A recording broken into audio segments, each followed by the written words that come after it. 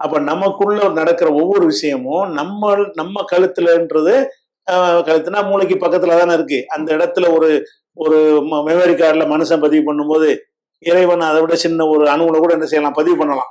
அப்ப நம்ம செய்யற எல்லா விஷயங்களுமே நமக்குள்ளே பதிவாகிறது. நடக்க முன்னாடியும் ஒரு ரெக்கார்டு இருக்கிறது, நடந்ததுக்கு பிறகு நம்ம என்ன செஞ்சாலும் அதுல ரெக்கார்ட் ஆகிட்டு இருக்குது.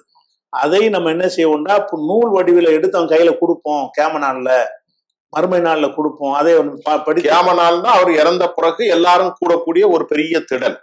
அப்போது அவர் கையில் அந்த ஓலை கொடுத்தாரா, நீ செஞ்ச ஓலை, அவருடைய புத்தகத்தை கொடுப்பார். இதோ பார் ஜெயினுல் அப்தீன், இதோ பார் சுஃபியான், இதோ பார் கந்தசாமி அப்படின்னு கொடுக்கப்படும். அப்படின்னு கொடுப்போம். கொடுத்தவன இது என்னடா இது ஒரு சின்னது பெருசு ஒண்ணும் இல்லாம எல்லாத்தையும் எழுதி வச்சிருக்குன்னு சொல்லுவானா. என்ன சார் ஆச்சரியமா இருக்கு. ஆச்சரியமா இருக்கு. இல்ல ஆச்சரியம்னாங்க அந்த காலத்துல ஆச்சரியப்படலாம். இந்த காலத்துல நீங்களே செய்யலாமாங்க இந்த மாதிரி.